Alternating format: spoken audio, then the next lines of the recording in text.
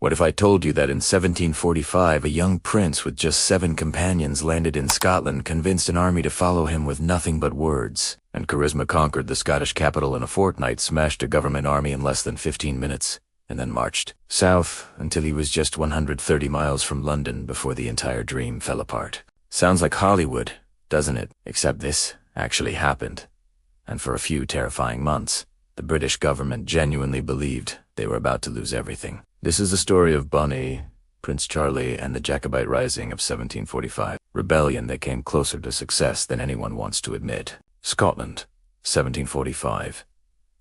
For 3 decades, the exiled Stuart dynasty had been watching from France, nursing their grievances, plotting their return. Their last serious attempt at reclaiming the British throne had ended in humiliating failure back in 1715.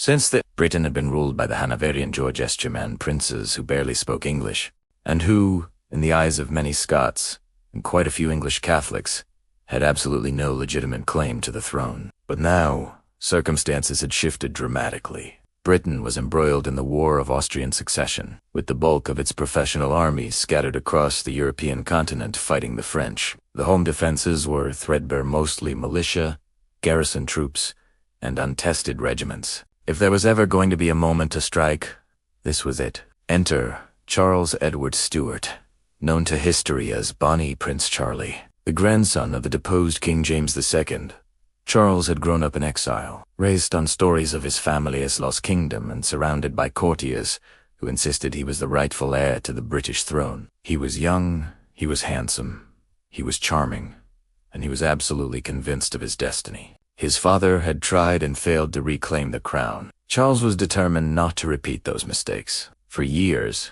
he'd been badgering the French for support. They'd made promises, thousands of troops, ships, weapons, everything needed for a proper invasion. But promises are cheap, and the French kept hesitating. They wanted to see commitment from the Scottish clans first. They wanted guarantees. They wanted everything lined up perfectly before risking open war with Britain. Charles, growing increasingly frustrated, realized he couldn't wait any longer. If the French wouldn't give him an army, he'd bloody well create one himself. In July 1745, he did something either incredibly brave or absolutely insane, depending on your perspective. He set sail from France with exactly 7 companions.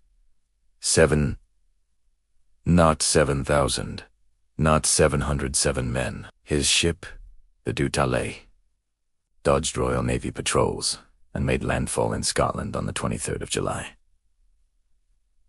Charles Edward Stuart had arrived, but he'd arrived with precisely nothing except his name, his claim, and his unshakable confidence. You can imagine how the Highland chiefs reacted when this young prince showed up asking them to risk everything for a rebellion with no French backing, no weapons, no money, and no army. They looked at him like he'd lost his mind. They remembered 1715. Remembered the bloodshed and the broken promises and the brutal reprisals that followed. They told him politely but firmly to bugger off until he had proper support. But here's where Charles's personality became crucial. He wasn't just some entitled aristocrat demanding loyalty. He could speak, really speak, in a way that stirred something deep in people. He promised them victory, promised them a Stuart restoration, promised them an end to Hanoverian rule and English domination. He painted a picture of Scotland free and proud under its rightful king, and somehow, incredibly, it worked. One by one, the clan chiefs began pledging their support. The Camerons came first, then the MacDonalds, then others. On the 19th of August 1745, at Glenfinnan, at the head of Loch Shiel, the Jacobite standard was raised. Charles Edward Stuart was no longer just a fugitive prince with delusions of grandeur. He was Bonnie Prince, Charlie commander of an actual army. The impossible had begun. Charles didn't waste a moment. His forces were small, maybe 1,500 fighting men at most. But they were fast, and they were motivated. These Highland warriors were tough as nails, used to harsh conditions, and they believed in the cause. By early September, Charles had his sights set on Edinburgh, Scotland's capital and the key to controlling the country. Edinburgh was in chaos. The city was divided between Jacobite sympathizers and government loyalists, with most people simply terrified about what was coming. Inside the walls, General Joshua Guest commanded the garrison. But calling it a garrison was generous. He had a handful of trained soldiers, and a mostly useless militia composed of merchants and tradesmen who'd never seen combat. Guest knew he couldn't hold the city if the Jacobites seriously attacked, but he hoped reinforcements would arrive before it came to that. On the 16th of September, Jacobite forces appeared outside the walls and demanded surrender. The city leaders refused, gambling that Sir John Cope, commander of government forces in Scotland, would arrive to relieve them. For a brief moment, it looked like there might be a proper siege, but Edinburgh's medieval walls were outdated, and its defenses were pathetic. Charles didn't have time for a prolonged siege anyway. Late that night, a group of Jacobite soldiers executed a brilliant bit of infiltration. They snuck through the netherbow porch one of the city gates. West it was briefly opened, poured into the streets, and caught the defenders completely off guard. By dawn, Edinburgh belonged to the Jacobites. Without a proper fight, on the 17th of September 1745, Charles entered Scotland's capital in triumph. For the first time in over 30 years, a Stuart held court in Edinburgh. It must have felt like destiny. But Charles knew this was just the beginning. Sir John Cope was marching north with a proper army, and the real test was coming. Cope was cautious, but experienced, leading around 2,300 men regular infantry, cavalry, and artillery. He'd been trying to block Charles's advance earlier but had been outmaneuvered. Now he landed at Dunbar on the east coast and began marching west. The Jacobites left Edinburgh on the 20th of September to intercept him. They found Cope near the village of Prestonpans, just east of Edinburgh. Cope positioned his army between the Firth of Forth and some marshy ground called Tranent, Meadows. He thought the marsh would protect his flanks, so he deployed his 2,300 men along a ridge with confidence. His infantry formed the centre 5 regiments that were trained but largely untested in actual combat. 2. Dragoon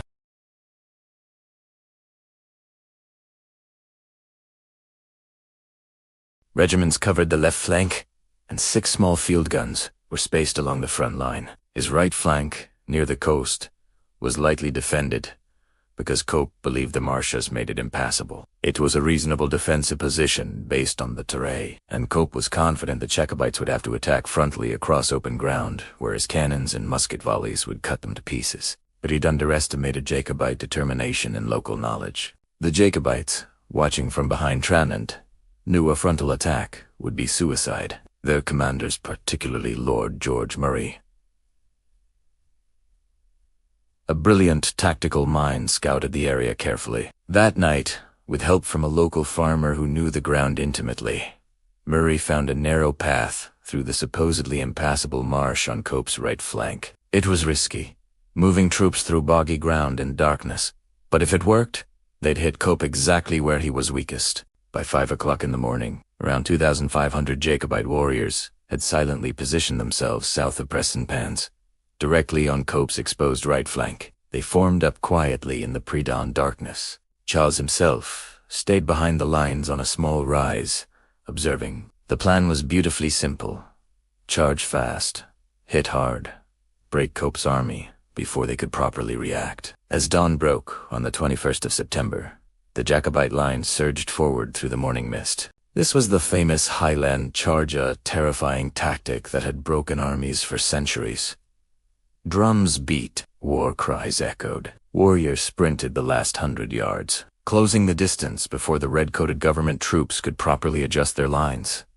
The impact was devastating. Charles's center slammed into government infantry, who tried desperately to fire volleys, but their shots were rushed and mostly went high. Cope's men broke almost immediately. The disciplined line simply folded within 10 minutes. The government artillery had no time to pivot and reposition. The cannon crews managed a few shots. One cannonball tore through the advancing Jacobites, killing several, but within moments, the gun crews were overwhelmed and fled for their lives. Cope's dragoon cavalry, stationed on the left, attempted to charge and flank the Highland, but as they saw the infantry collapsing in panic, the horses started rearing and the riders lost their nerve. Forces scattered. Men abandoned the field wholesale. The government army simply disintegrated like sand in water. By 6:30 in the morning, the Battle of Prestonpans was over. Red-coated soldiers were fleeing east toward the coast or north toward Berwick, throwing away weapons and equipment as they ran. Some drowned in ditches. Others were captured. Sir John Cope himself escaped on horseback with a small escort, riding south in humiliation. He'd later be immortalized in a mocking song as the man who brought news of his own defeat, a devastating piece of propaganda. Over 1,000 government troops lay dead, wounded, or captured. The Jacobites lost fewer than 100 men, mostly in the initial charge or hit by that brief cannon fire. Prestonpans was an overwhelming Jacobite victory, and it sent shockwaves through Britain. For the first time in decades, a Jacobite army had defeated British forces in open battle. Bonnie Prince Charlie now controlled Scotland's capital and had just humiliated a government army. The throne suddenly seemed within reach.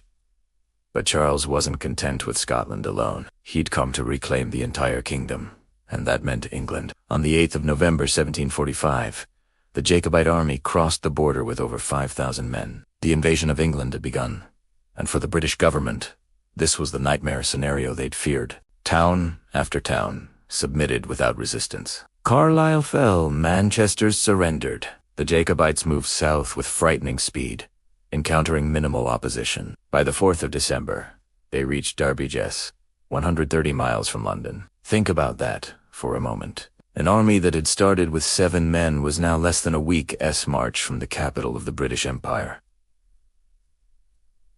Panic gripped London. There was a run on the Bank of England. George II reportedly had ships ready to flee to Hanover if necessary. The government scrambled to organize defenses, but everyone knew the professional army was still scattered across Europe. If the Jacobites pushed south, London might actually fall. But here's where the dream began to unravel. The French reinforcements Charles had been promised still hadn't materialized. The French were playing their own game, happy to see Britain destabilized but unwilling to commit fully. Meanwhile, 2 British armies were closing in, one under William Augustus, Duke of Cumberland, moving from the south, and another under General Wade approaching from behind. If the Jacobites continued south, they risked being trapped and annihilated. Charles refused to accept reality. He still believed in destiny, still expected French help to arrive at the last moment, still thought English Jacobites would rise up and join them. But his officers had a clearer view of the situation. In a heated war council at Derby, they made their decision despite Charles's protests. They would turn back. On the 6th of December 1745, the order was given. The Jacobite army began its retreat north. The march on London was over. Charles was devastated, convinced his commanders had thrown away victory. But the reality was harsh. They'd reached their absolute limit. Without French support, without significant English Jacobite risings, they simply didn't have the strength to take and hold London against the armies converging on them. The retreat sealed the rebellion's fate, though the final chapter was yet to be written. As they marched back toward Scotland, pursued by government forces, everyone knew a final confrontation was inevitable. The Jacobite Rising that had started so improbably and succeeded so spectacularly was heading toward its conclusion. That final battle would come at Culloden in April 1746, and it would be brutal, decisive, and devastating for the Jacobite cause. But that's a story for another time. What matters is understanding how close this rebellion actually came to success, with better French support, with more English Jacobites rising to join them. With slightly different decisions at Derby, British history could have been completely rewritten. The Hanoverian dynasty might have been overthrown. The Stuart line might have been restored. The entire trajectory of Britain, its empire, its political developmental of it, hung in the balance for those few months in 1745.